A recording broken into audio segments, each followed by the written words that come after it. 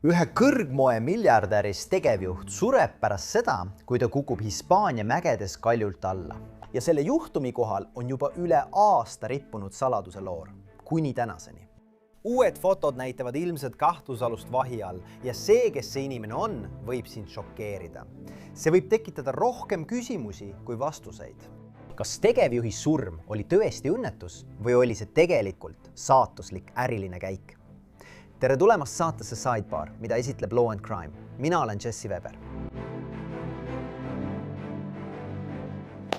Mango. Kas sa oled kuulnud Mangost? See on tohutu. See on Hispaania suuruselt teine ülemaailmselt tuntud moekett pärast Zarat. Selle väärtus on $2,1 miljardit. See on Kantar.com andmetel. Ettevõte ise ütleb, et neil on üle 2900 poe, enam kui 120 turul üle maailma. See on tohutu. Muide, võib-olla tead seda poodi isegi.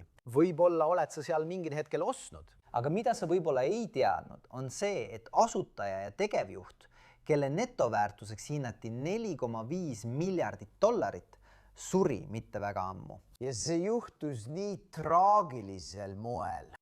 Väljaande El Mundo raporti kohaselt alustas 14. detsembril 2024 aastal 71-aastane Isaac Andich matka Les Fuixadesi rajal. See asub Kataloonia Montserrati mägedes Hispaanias. Vabandust, kui ma midagi valesti hääldan, aga selle piirkonna mäenõukogu ütleb, et 5,5 kilomeetrine rada on keskmise raskusastmega matk, seega mitte väga raske rada. Ja tundub, et see polnud tegevjuhi esimene matk. Seda on oluline arvestada. Sest mingil hetkel sellel teekonnal libises Isaac väidetavalt ja kukkus 320 jalga, mis käivitas ulatusliku päästeoperatsiooni, helikopteri ning otsingu- ja päästemeeskonnad. Ja kahjuks suri Isaac sündmuskohal, saades sellelt kukkumiselt mitu vigastust. Nüüd viisid ametnikud läbi uurimise. See hõlmas kukkumiskoha analüüsimist ja tunnistajate ülekuulamist teistel matkarajal viibinutel. Ja kõige olulisem neist küsitletutest oli tema poeg Jonathan, kes ilmselt oli temaga sel päeval matkal. Lehe El Mundo andmetel ütles ta politseile, et kuulis kivide kukkumise heli ja nägi, kuidas tema isa mäest alla kukkus, kui ta ringi pööras. Siin on probleem. Tema ütlused politseile muutusid väidetavalt vastuoluliseks. Ja seda omistati algselt Jonathani šokiseisundile. Samuti teatati, et ta helistas enne võimudele helistamist oma tollasele partnerile, kui tema isa väidetavalt kukkus. Järgmisel kuul jõudsid ametnikud järeldusele, et Isaacu surm oli õnnetus. Ja juhtum jäi nii peaaegu 3 kuuks. Aga siis jõuame 2025. aasta märtsikuusse ja Hispaania kohus andis korralduse juhtum uuesti avada, sest politsei ei olnud väidetavalt oma ametlikku raportit lõpetanud. Ja El Mundo andmetel otsis kohus täiendavat teavet nende sündmuskoha külastuse, telefoniandmete analüüsi ja tunnistajate ütluste kohta, mida nad olid kogunud. Seega politsei küsitles väidetavalt uuesti ka Isaaci poega Jonathanit.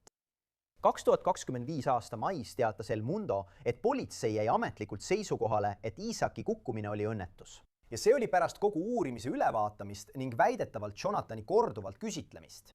Muide, natuke rohkem infot Jonathani kohta. Kuna ta töötas Mango arendamise ajal tihedalt koos oma isaga, oli Jonathan 2007. aastal Mangomani teerajaja. See oli ettevõtte esimene meesterõivaste kollektsioon. 2012 aastaks oli ta Mango juhatuse liige. Hiljem sai temast aseesimees ja El Mundo andmetel oli Isaac 2014 aastaks delegeerinud laiemad operatiivjuhtimise ülesanded Jonathanile. Aga ilmselt otsustas Isaac pärast 2 järjestikust kahjumi aastat oma poja operatiivsest juhtimisrollist eemaldada ja kontrolli tagasi võtta. Ja väidetavalt pingestas see otsus nende omavahelist suhet. Jällegi, see on väidetavalt nii, me ei tea seda kindlalt. Kui liigume ajas edasi, 2025 aasta juunisse, 6 kuud pärast tema isa surma. Väidetavalt astus Jonathan Mangomani juhi kohal tagasi, jäi Mango juhatuse asepresidendiks ning keskendus rohkem perevaldusfirmadele. See hõlmab Punta Non-Holdingu, mis on kinnisvarafirma, ning MNG Mango Holdingu, mida juhivad samuti väidetavalt Jonathani 2 õde. Ja Mango sõnul oli see osa jätkuvast plaanist eraldada omand ja juhtimine, mille algatas 2020 aastal Isaac ise, kui ta nimetas ametisse uue tegevjuhi, kes ei kuulunud perekonda. Aga oli selge, et Jonathan, Isaacu vanim poeg, omab väidetavalt endiselt suurt osa oma isa impeeriumist. Ja kogu selle tragöödia keskel näisid asjad kõigi hinnangul jätkuvat tavapäraselt. Aga siis liigume ajas edasi oktoobrisse 2025. El Mundo teatab, et uurimine Isaki surma kohta avatakse teist korda uuesti. Politsei analüüsib uuesti Jonathani telefoni, sest väidetavalt andis ta uurijatele teise telefoni kui see, mida ta matkapäeval kasutas. Nüüd analüüsis politsei väidetavalt ka Jonathani vastuolulisi ütlusi, mis on seotud tema isa surmaga. Me ei tea, kas need on vastuolulised. Selline tundub olevat kajastus. Selline tundub olevat väide. Ja ma räägin kohe, mida see tähendab ja mida see ei pruugi tähendada. Kui teine Hispaania väljaanne, El País, teatas tol ajal, et uurijad olid, tsiteerin, sattunud mitmele vihjele, mis koos vaadelduna olid pannud neid loobuma pelgalt õnnetuse ideest ja liikuma tapmise võimaluse poole. Hispaania kohus teatas väidetavalt samuti, et juhtumit käsitletakse võimaliku tapmisena, kuigi ametlikke kahtlusaluseid ei ole välja kuulutatud. Ja tol ajal andis Anditsi perekonna pressiesindaja El Mundole järgmise avalduse, tsitaat. Anditsi perekond ei ole teinud ega tee ka kõigi nende kuude jooksul ühtegi kommentaari seoses Isaac Anditsi surmaga. Kuid nad soovivad avaldada austust läbiviidud menetluste suhtes ning jätkavad koostööd pädevate ametiasutustega nii, nagu nad on seda seni teinud. Nad on samuti kindlad, et see protsess lõpeb võimalikult kiiresti ja et Jonathan Anditsi süütus tõestatakse. Ja samal ajal, kui kõik see toimub, teatas El Mundo, et 2025 aasta sügiseks jätkas Jonathan Anditsi oma mõju tugevdamist Mango MNG holdingu sees juhatuse esimehena. Peameeles, et Anditsi perekond kontrollib 95% Mangost oma valdusettevõtete kaudu, mis moodustavad päranduse, mille jättis maha Isaac. Järgmisel kuul detsembris 2025 avaldasid Isaacu 3 last talle austust kirjas tema surma esimesel aastapäeval. Osa sellest kirjast, mis avaldati uudisteallikas ARAs, kõlab järgmiselt. Meie, tema pere jaoks, on tema suurim pärand isiklik. Isaac oli lähedane ja armastav isa, rahulik, tähelepanelik ja tark mees. Ta oli inimene, kes tõesti kuulas, tähistas teiste saavutusi ja leidis alati aega olla olemas nende jaoks, keda ta armastas, olenemata sellest, kui nõudlikud nad olid. Peameeles, et uurimine nende isa surma osas oli väidetavalt veel käimas ja see võib olla tapmine, eks? Nüüd liigume 5 kuud edasi tänasesse päeva, teisipäeva, 19. mai. Ja Jonathan arreteeritakse väidetavalt ametlikult politsei, täpsemalt Kataloonia politsei poolt kahtlustatuna tapmises, mis on seotud Isaacu surmaga. Siiski ei ole selle salvestamise hetkel ametlikke süüdistusi kinnitatud. BBC andmetel ilmus Jonathan hiljem kohtuniku ette Martorellis, mis asub Barcelona provintsis Kataloonias, Hispaanias. Kohtunik määras talle 1 miljoni euro suuruse kautsjoni, nõudis passi loovutamist ja kohustas teda iganädalaselt kohtusse ilmuma. See on El Mundo andmetel. Ja El Mundo andmetel suutis Jonathan kautsjoni tasuda. Anditsi perekond, nende pressiesindaja, reageeris vahistamisele avalduses. Sellest teatas väljaanne El Periodico. Selles seisab osaliselt järgmist, tsiteerin. Jonathan annab praegu ütlusi seoses 14. detsembril 2024 aset leidnud õnnetuse uurimisega. Me ei saa palju rohkemat lisada, kuna uurimine on salastatud. Meie koostöö on olnud ja jääb kogu selle protsessi vältel täielikuks. Mul on erikülaline, kes aitab seda teemat lahata. Minuga liitub taas Jack Rice, kriminaalkaitsja, endine prokurör ja endine CIA ohvitser. Suur tänu, et leidsite aega, härra. Hindan seda väga. Mis siin muutunud on? Kuidas jõutakse õnnetusest nüüd arreteerimiseni? Ja see on tõesti huvitav. Vaatame ajajoonele tagasi. Kui me tagasi vaatame, siis näeme, et see juhtus 2024 aasta detsembris. Ja Neil oli uurimine avatud paar nädalat. Aga siis 2025 aasta märtsis nad sulgesid uurimise. Ja siis 2025 aasta märtsis avasid nad selle uuesti. See näitab, et midagi muutus selle aja jooksul, kui nad uurimise sulgesid ja uuesti avasid. Ja nad ootasid sellega mõnda aega. Mulle tundub, et see peab olema seotud Jonathani tehtud ütlustega. Mitmed erinevad ütlused. Ja just seda me kuuleme. P-Miles. Et see on salastatud uurimine. Seega on raske täpselt kindlaks teha, mis neil olemas on. Aga mida me teame on see, et tehti mitu ütlust, sest isegi perekond on tunnistanud, et nad on olnud avatud ja neil on olnud mitu vestlust võimudega. see ütleb mulle, et ta pidi üht ütlema ja siis midagi muud. Ja siin me praegu olemegi. ma arvan, et vastuväide oleks, ja jällegi, mul ei ole kõiki üksikasju. see on tõenäoliselt uskumatult traumeeriv sündmus. Ja kuidas sa teed vahet sellel, et issand, siin on vastuolulised ütlused, see tundub kahtlane, võrreldes sellega, et kui see on traumeeriv sündmus, siis sa võid mõningaid asju valesti mäletada. sa ei pruugi mõningaid detaile õigesti mäletada.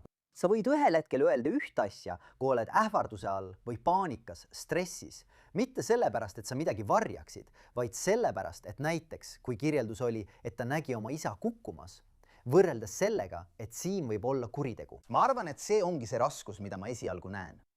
Ja, ma näen ise ka selle juhtumi nõrkust, sest me teame, kuidas inimmeel töötab. Ja me oleme seda näinud ka nende puhul, kes olid ohvrid, kellel on mingi arusaam juhtunust. Ja siis nad hakkavad uuesti mõtlema, mida see tegelikult tähendab.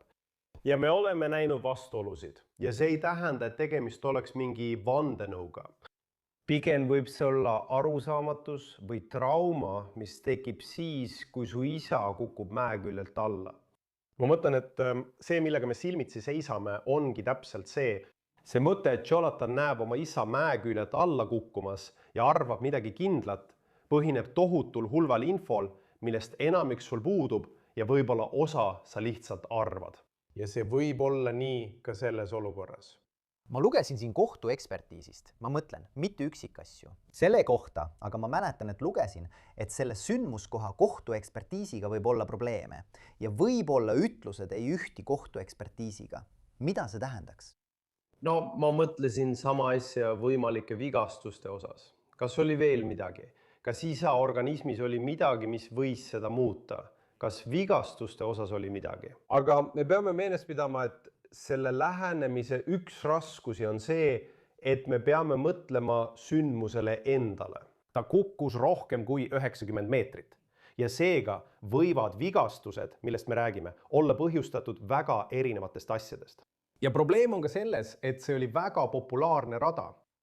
Teisisõnu, see ei ole nii, et sul oleks mingi puutumatu rada. Ja mis juhtub, on see, et 2 inimest astusid rajale ja pärast seda ei astunud keegi enam rajale.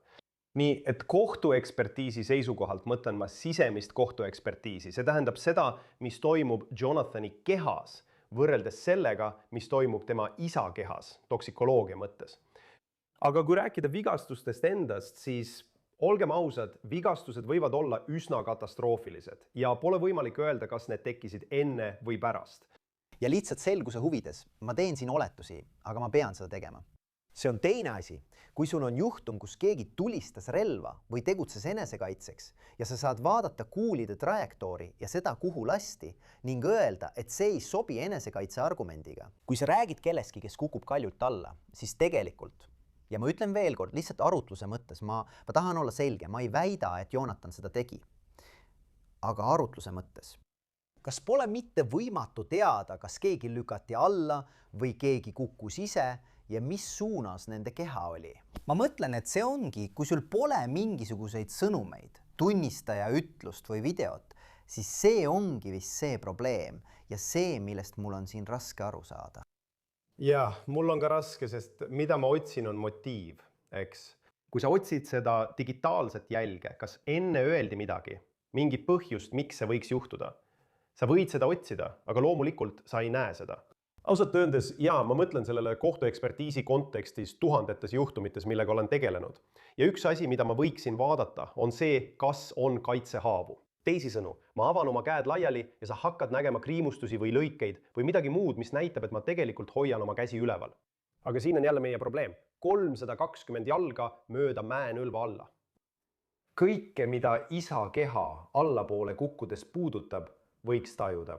Kui käed millegi vastu löövad, siis võivad tekkida vigastused, mida võiks pidada kaitsevigastusteks, kuigi tegelikult need seda üldse ei ole. Nii, et see on keeruline, kui me seda niimoodi vaatame. Ja pidage meeles, et Hispaania seaduste järgi kehtib süütuse presumptsioon. See on kirjas põhiseaduses. Süü tuleb tõendada väljaspool mõistlikku kahtlust. Standard on see, et riigil lasub kohustus tõestada, et see juhtus. Ja eendus on, et ta on sellest täiesti süütu. Teisisõnu, see on, ja kui ma tahan seda analoogiat ümber pöörata, väga kõrge mägi, mille riik peab vallutama, et tõestada Jonathani süüd siin. Muide, kas sa oled Hispaania seadustega poolenisti kursis? Mõte on selles, ja taas, see on selle salvestuse ja selle saate eetrisoleku ajal kehtiv info. Selle salvestamise hetkel peaksin ma ütlema. Nii et Jonathan arreteeriti kahtlustatuna tapmises, aga ma ei usu, et oleks esitatud ametlikke süüdistusi, mis oleks kinnitatud. Kas see on õige? Kommenteeri, kuidas me peaksime sellele uurimisele Hispaanias lähenema. No, Hispaania võimud käsitlevad seda hoopis teistmoodi, täpselt nagu prantslasedki. Ja jällegi, see on üks neist huvitavatest aspektidest isegi Euroopa seadustes. Sa saad aru, et tegelikult polegi olemas sellist asja nagu Euroopa seaduseks. Tegelikult ei ole. On Euroopa Liit ja see, kuidas nad rahaliselt seotud on. Aga kui asi puudutab nende seadusi, siis need võivad sageli olla väga erinevad. Neil on standardid täpselt nagu meilgi. Aga just selles konkreetses juhtumis avasid nad selle uurimise ja siis salastasid selle. Ja meie probleem ongi selles, et me lihtsalt ei tea piisavalt. Vaatan, üks asi Ameerika õigussüsteemi juures on see, et meil on kalduvus olla nii läbipaistvad kui võimalik. Hispaania võimud ei tee seda sageli. Eriti kui tegemist on kõrgetasemeliste juhtumitega. Olge ausad, te räägite perekonnast, kelle ettevõtte Mango eelmise aasta müük oli $4,4 miljardit. Nii et selle ettevõtte väärtus on tegelikult tõusnud. Ja probleem on selles, et see on väga kõrgetasemeline juhtum. See on isa ja poja küsimus. Poeg juhib tegelikult nüüd ettevõtet. Kõik need küsimused mõjutavad seda potentsiaali. See on üks põhjusi, miks ma arvan, et nad otsustasid selle sulgeda. Meil lihtsalt ei ole piisavalt teavet, et seda teada. Aga mis saab sellest €1 suurusest kautsjonist? Ta pidi oma passi loovutama. Ta peab iga nädalaselt kohtusse ilmuma. Ta suutis kautsjoni maksta. See vist, ma arvan, et nii see seal käibki. Mida sina sellest arvad?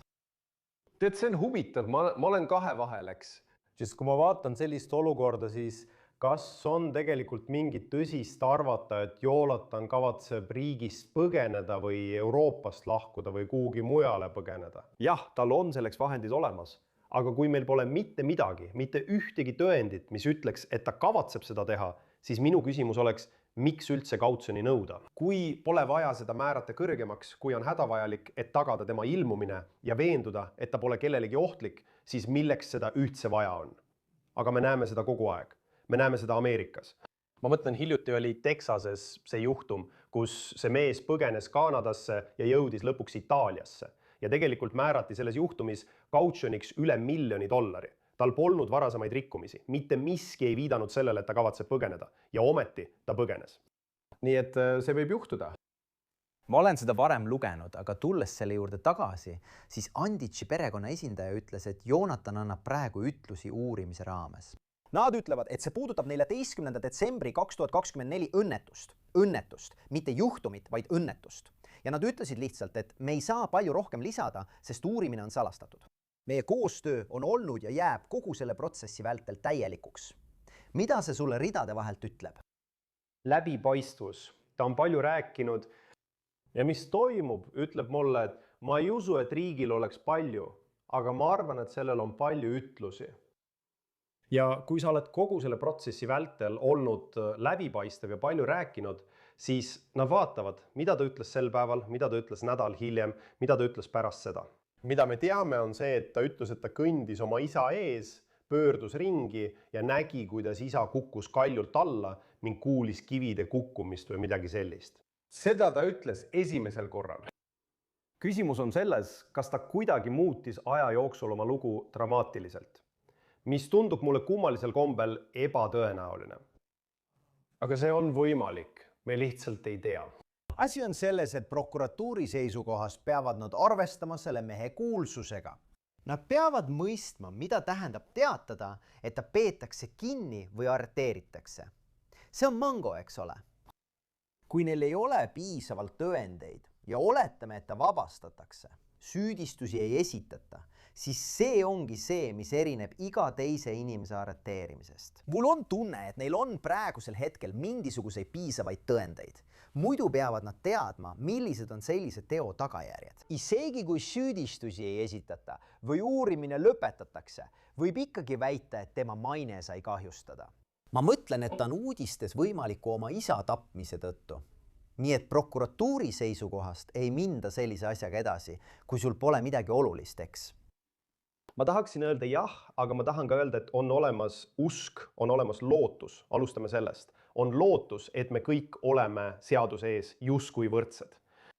Aga see ei ole alati tõsi. Ma mõtlen, et sina ja mina oleme aastate jooksul näinud, et mõned kuulsad inimesed saavad tegelikult rohkem tähelepanu. Me oleme seda näinud. Me oleme näinud juhtumeid, kus mõned kuulsad inimesed saavad justkui vähem tähelepanu ja pääsevad tänu oma kuulsusele. See näib peaaegu sõltuvad sealsest prokurörist ja sellest, mida ta otsustab teha. Ja samal ajal, kui sa kavatsed minna ühe Hispaania rikkaima perekonna vastu, siis see on üks rikkaimaid perekondi, kui mitte kõige rikkam perekond Hispaanias. Nende vara väärtus on miljardeid ja miljardeid dollareid. Ja ometi mõte, et sa hakkad sellist asja käivitama peaaegu olematu või vähese kohtuekspertiisi põhjal, vähemalt nii palju, kui meie näeme, ja tuginedes mõnedele ütlustele, need ütlused peavad siis ikka väga tugevad olema. Need peavad olema tõesti kaalukad, sest muidu ma mõtlen, et sellel on tagajärjed, kui perekond otsustab pöörduda Hispaania võimude poole ja küsida, kes selle otsuse tegi. Mul on tunne, et nad ei lase sel niisama minna, kui see juhtub lõpetatakse. Nad lähevad võimuhierarhias ülespoole, et teada saada, kes tegelikult jah ütles. Mida sa sellest kajastusest arvad? Veel paar asja selle kohta. Mind huvitab sinu vaatenurk. Mida sa arvad sellest, et ta helistas enne võimudele teatamist oma tollasele partnerile, kui tema isa väidetavalt kukkus? Mõned ütleksid, et see on kahtlane. Teised ütleksid, et issand, sa oled paanikas, sa ei mõtle selgelt. Loomulikult helistad sa kõigepealt oma perele. Ma olen seda ka varem teistes juhtumites näinud, kuidas seda kasutatakse kriminaalsüüdistatavate vastu ja ma olen selles osas vahel kahe vahel. Kuidas sina sellesse suhtud? Jah, tegelikult olen ma isegi ise selles osas kahe vahel. Ja tegelikult minu mõte on see, et kui mu isa lihtsalt kukkus 300 jalga, kukkus mäekuristikku ja maandus all kivide peale, siis ma kutsun võimud ja mis edasi? Mis see siis on? Mida võimud siin tegelikult teha saavad? Eriti kui ma olen paanikas ja küsin, kellele ma helistan. Ma lihtsalt helistan suvalisele inimesele numbril 911 põhimõtteliselt, tead, hädaabiteenistustele Hispaanias, Barcelonast väljaspool. Ja seda ma kavatsen teha. Või helistan oma partnerile, või helistan emale, või helistan õele. Või helistan inimestele, keda ma armastan ja kellest hoolin ning ütlen, jumal küll, vaadake, mis meie elus on juhtunud. Minu arvates ei tundu see sugugi ebamõistlik asi kellelegi, kes ütleb, mul on siin hädaolukord. Kas ma peaksin helistama mingile suvalisele võõrale inimesele oma telefoniga, valima 112 ja ütlema, las ma räägin sulle sellest asjast, mida mina ei saa parandada ja sina ka ei saa. Või helistan ma hoopis neile, kellest ma kõige rohkem hoolin, et küsida, mida me teeme. Ja ma mõtlen, see on hea tähelepanek. Ja meil on see info, et väidetavalt andis ta uurijatele teise telefoni kui see, mida ta kasutas matkapäeval. See oli siis 2025 aasta oktoobris, kui uurimine avati teist korda uuesti. Ma ei tea, kas selles on midagi kahtlast või oli tal lihtsalt teine telefon. Ta ostis uue telefoni. Ja ma püüan ka natuke rohkem aru saada sellest ettevõttest. Näiteks, kui palju nad uurivad ettevõtet, selle sisekliimat ja tema juhi rolli. Ma mainisin seda ka varem. 2014 aastaks oli Isak andnud laiemad juhtimisvolitused üle Jonathanile. Aga siis tulevad need aastad, mille ettevõte on kahjumis ja ta otsustab oma poja igapäevasest juhtimisrollist eemaldada. Aga see oli ju 10 aastat varem, eks? Kui see oleks olnud 2 kuud või 2 nädalat varem, siis ma mõtlen, kui palju ettevõtte praegu tähelepanu all oleks. Jah, mulle tundub, et see oleks loogiline ja siin tekib ka asjakohasuse küsimus, eks? Kui mõelda juriidiliselt, siis see on asjakohasuse küsimus. Kui saaksid öelda, et sellel ettevõttel on kuidagi mingi seos võib-olla juhtkonnaga. Võib-olla selles mõttes, kuidas Jonathan ettevõtet juhtis või ei suutnud juhtida või mis seal toimus. See ütleks, et selle põhjal ma mõistan, miks Jonathan nii tegi. Aga kui sa ei suuda seda seost luua, kui sa ei suuda seda sidet näha, siis võib osariikidel olla raske öelda, et see on ebaoluline. Ja julgen öelda, et pärast seda juhtumit on selle ettevõtte kasv olnud umbes 11,5%, 12%. Tegelikult ettevõtte väärtus kasvab. Ja me mõtleme, mida see tähendab? Kas see on asjakohane? Tõenäoliselt mitte, aga võib-olla siiski on. Kui sa suudad leida viisi, aga ma arvan, et kui sa oled selle juhtumi prokurör, prokuratuuri esindaja ja pead nii sügavale kaevuma, et seda kõike kokku siduda, siis see on nõrk juhtum, mis ütleb mulle, et neil peab olema mingi ütlus, neil peab olema midagi veel. Nüüd telefoni kohta, see on huvitav küsimus. Tead, mul on palju Euroopa sõpru, kellel on niikuinii mitu telefoni. Ja neil on niikuinii mitu kaarti.